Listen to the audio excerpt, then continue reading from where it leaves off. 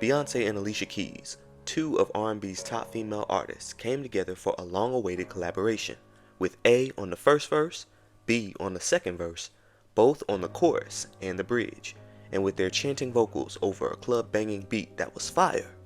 This song had the potential to become a summertime smash. They'd fly to Rio de Janeiro to shoot an exotic music video, and you can tell their team put a lot of theme into what was sure to go down in history as an iconic visual for girl power and for the ages. But in an instant, the entire project was scrapped, the song pulled from the radio and the video abandoned, leaving fans of both artists confused.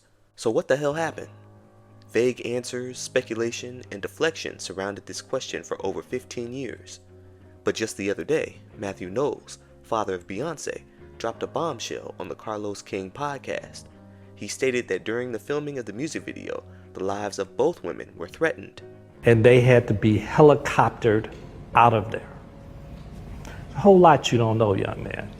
Let's get into it. Now, Beyonce and Alicia Keys signed with Columbia Records around the same time back in 1996.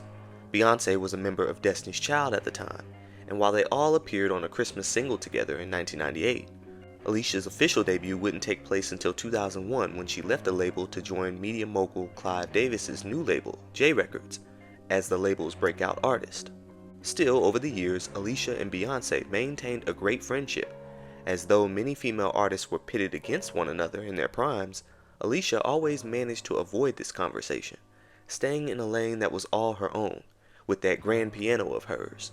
But over the years, she had received many requests to do a duet with the likes of Beyonce and Rihanna, and in late 2009, she revealed on 106 & Park that she and B actually came together to record a song that would be featured on her upcoming fourth album, The Element of Freedom. Now, you got a song with Beyonce, and the whole world has been waiting on that joint. Yes. What's the feedback? I know it got to be crazy. Oh my gosh, the feedback is like bananas. It's much love to have a record with me and B on it. You know, that's something that people have asked me all the time. Would you do a record with B? When y'all gonna do that? We were both in New York, both in the studio, like party in the studio. We were having such a good time, laughing the whole time. It's the energy that you feel on the record was really the energy in the room. So that's my homegirl. Shout out to B. I love it. And on December 11th, 2009, this album would hit the CD shelves, and among its 16 total songs, listeners immediately turned to track 10, which was listed as Put It in a Love Song featuring Beyonce, and it sounded like an instant hit. Produced by Swizz Beatz, who Alicia would later marry, the song was composed in the key of A minor, which is a signature of Alicia's, if you know, you know, and the song had a moderate tempo of 100 beats per minute, and it was built on a drum beat designed for chanting. You knew the second the beat kicked in that this joint was set up to be an anthem joint. They had the subtle yet essential piano in the background and an electric guitar riff on the chorus, but their supreme vocals are what shine the most on this track. The song's lyrics are about a girl who just wants her lover to write her a song or a text message and prove to her that he's worth her time, telling these men, hey, they gotta come with it if they want all this good love. The song drew immediate comparisons to Beyonce's hit Single Ladies, with some critics saying that it had the same sassiness on the tribal groove and a similar thumping, step-dancing atmosphere. In an interview with Yahoo Music, Alicia said, "We had a lot of fun. It's nice that we just celebrate each other's careers. That's what the song is about, coming together to empower each other. This song was meant for us at this time.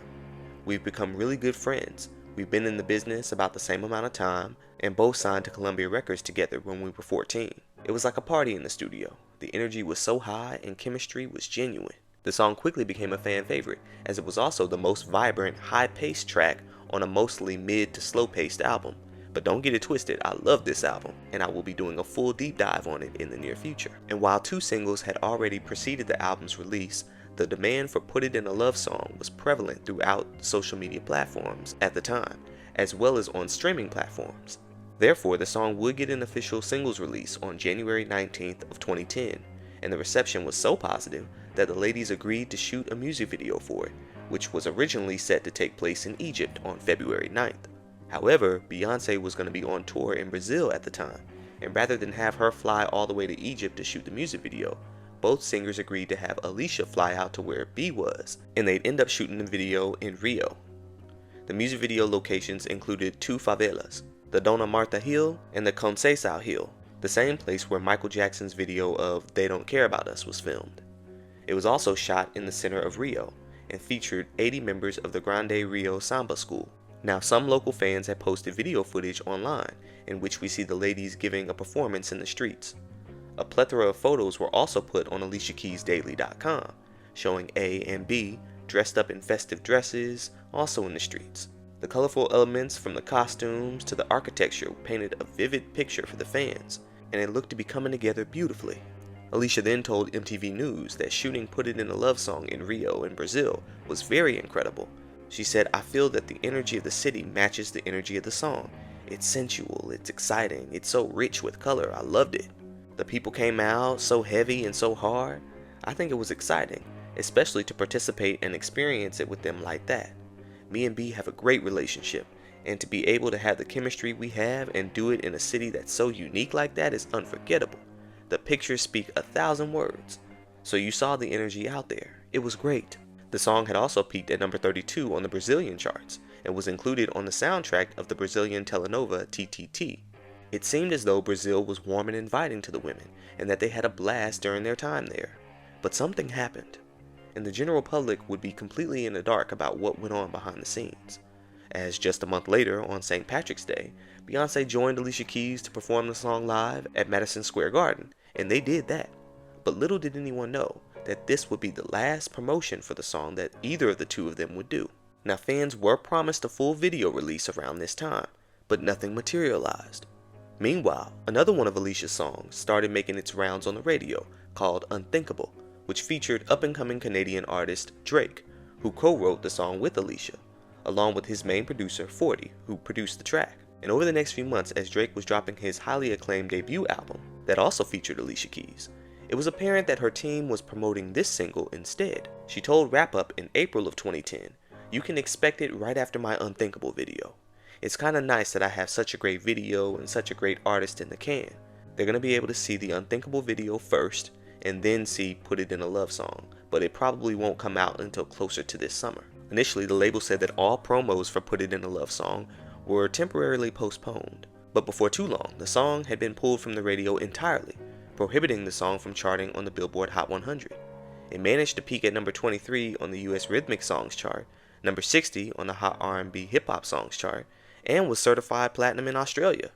But this pull from the radio prevented the single from going any further, and that was it.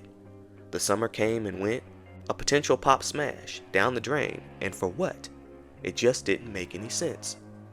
All the while, Unthinkable, featuring Drake on background vocals, would go on to become a massive hit. It not only became the most successful single from the album, but it went on to become the longest running #1 R&B single of 2010, spending 12 consecutive weeks atop the Billboard Hot R&B Hip Hop Songs chart. Initially, Drake's rap verse was included on the original version, but the label felt it would be more profitable to release a separate version and brand it as the remix, and of course it did numbers on hip-hop stations while the original soared on R&B stations. This wouldn't be the only collaborative hit that Alicia had at the time. Her song Empire State of Mind with Beyonce's husband Jay-Z was a monumental success. I mean, I don't even have to tell y'all how big of a hit that was. And even her solo version from the album with just her on it became her biggest hit in the UK, and it ranked within the top 100 most successful UK singles of the 21st century. Yeah, Alicia and her collaborators knew how to churn out a smash anthem. And understandably so, the fans were like, "Yo, you got all these other hits with other artists, but that joint with Beyonce, man, what the deal?" However, Alicia's personal life was blossoming around this time, marrying Swizz Beatz and welcoming their first child together. But with this, it seemed as though all other plans for promoting the single had long been abolished. But that didn't mean she couldn't drop the video for the fans one time. I mean, y'all done already filmed it, you might as well drop it, come on. The following year, a preview for the video surfaced online, and it ended with the lines that read, "Coming soon," but not mentioning an actual date. Still, this offered a glimmer of hope and got fans excited, until a representative for Alicia later said, "Yeah, presently there are no plans to release the video," and suggested that this preview was created previously when the video was originally set to premiere back in 2010, but that people were only just now seeing that preview. After this, Beyonce and Alicia appeared to have moved on from the project entirely, and would go on to promote new albums. In 2012, while busy promoting her new hit collaboration with Nicki Minaj called Girl on Fire, Alicia was asked again about that Beyonce collab. Essence magazine were like, "Yo, we see you trying to move on, but Fans have been dying to know whatever happened to that Put It in a Love Song video you shot with Beyonce.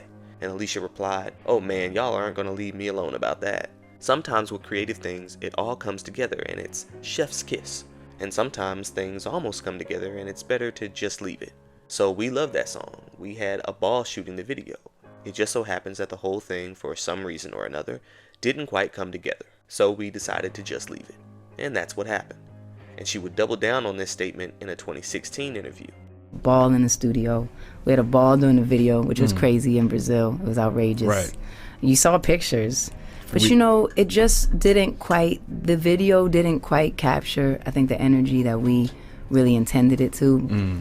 And we just felt like it was better to just hold it. And so we did that. Maybe one day it'll be like some old secret. Lost files. Put it on Tidal. Put it on Tidal. Now, over the years, as fans couldn't get any real answers outside of Alicia's media-trained responses, speculation filled the air about possible jealousy between the two, as some critics, when they were reviewing the album, felt that Beyonce had upstaged Alicia on her own song. And even when looking at their live performance together, when Beyonce came out, the crowd was just overjoyed. But I mean, Alicia had been performing the majority of the set. I mean, the crowd expected Alicia, and then Beyonce came out. I mean, she's the guest artist. Of course, the crowd is going to make more noise, but either way it goes, the word around social media was that Alicia felt that Beyonce outperformed her in the music video, and that she didn't like how it made her look. So she scrapped it. But this was simply people trying to create a story to make up for lack of information. But Beyonce herself, who does about 3 or 4 interviews per decade, never got around to talking about the Put It in a Love Song project, so her perspective of the song or its music video remains unknown. But in October of 2025, during a sit-down with Carlos King, her father, Matthew Knowles, who has been quite the tell-all in recent years about Beyonce and her sister Solange's career in and outs, was flat out asked whatever happened to that Bee and Alicia music video, and he spilled the beans. I get a phone call, because I'm not a micromanager, and they're in the projects hood ghetto in Rio, and Sony hadn't paid the gangsters, and they had to be helicoptered out of there. It's a lot that people don't know. A whole lot you don't know, young man. Now, in the area that the ladies filmed the music video, you are at the discretion of the kingpin of the area. Yeah, they run things over there, and you gotta check in with them to get clearance and pay the toll, as not even local authorities go over into those areas. A similar thing happened when Michael Jackson filmed the They Don't Care About Us video with Spike Lee. There was initial pushback from certain authorities because they wanted to show positive representation of the area shown in the video, as not to detract potential tourists from visiting. But the MJ was showing the slums. Thankfully, the drug lord was a fan of his. Michael Jackson's famous 1996 music video for They Don't Care About Us was shot in a Rio de Janeiro slum. During that period, the area was under the control of Marcio Amaro de Oliveira, better known as Marcinho VP, a recognized drug lord. To guarantee Michael's security, they had to speak with the drug kingpin Marcinho VP because the Brazilian police refused to climb the hills of the slum. Brazilian-born Brown University graduate Katia Lund, who was working for Spike Lee, was sent to speak to Marcinho and negotiate for protection. Despite being known as a dangerous criminal, Marcinho VP was actually a huge Michael Jackson fan. But the police don't even go up there. There's one guy that runs the favela. And so we had to go see him to make sure that Michael Jackson would be safe. We had to pay him a little money, but he said, while you're here, Michael Jackson and you guys, this would be the safest place. Now, allegedly, when it was time for Beyonce and Alicia to film in the same area, their label didn't check in, and that caused serious concerns when the kingpin found out. And while Matthew didn't go into further detail about just what all happened, the mere fact that the two superstars had to be airlifted out of there speaks volumes. To think that if they hadn't been rescued, they may have been held for ransom, or worse, they would have had tombstones that both read 1981 to 2010, is a very jarring thought, cause ain't nobody got time for that. However, this is all according to Matthew, who has been known to jazz up a good story. Now, since his revelation, a few Brazilian fans have spoken out against his claims, saying that the areas that the girls filmed in were relatively safe, and that if the problem was lack of payment, they wouldn't have been allowed to enter into those areas to begin with. nor would they have been able to get as much footage as they did. I mean, it was practically a parade out there. Would all that have been able to happen if the Kingpin wasn't here for it? Also, this wouldn't explain what happened to the video footage and why we, the public, didn't get to view it. I mean, did the drug lord take it in exchange for B and Alicia's lives or something? Like, I wish Carlos had asked follow-up questions, but Matthew kinda gave him that response like, what I'm saying is a statement and not a conversation point. But still, why no video? Does looking at the footage bring back traumatic feelings or something? I mean, one would think that if the ladies had this horrible experience and were so negatively affected, that would the two ladies really be down to join up a month later to perform said song? Also, this doesn't explain why they didn't simply film a second music video elsewhere. Like maybe on American soil, perhaps? The song gives off party vibes, but not travel vibes. I mean, R&B artists and this wanting to fly to other countries for a video shoot is just... Anyways. Now back in 2020, Alicia did state that she actually doesn't know where the music video is, and that she's got to see if she can get with somebody to access it. I need to locate it. I feel like enough time has passed that I could call B and we would both be on the phone and just be like, let's just drop it. And I feel like we would both be cool with it. So what I first need to do is locate the archive and then make the call. Let's see how we do. Of course, nothing ever came of this either. But hey, what do you guys think? Matthew could very well be telling the truth, or we may never actually know what really happened behind the scenes. But whatever the case, the sad fact of the matter is that instead of the song becoming a musical anthem in the history of female empowerment, it has since become a legend of lost treasure, and the whereabouts of the full complete music video remains an R&B mystery.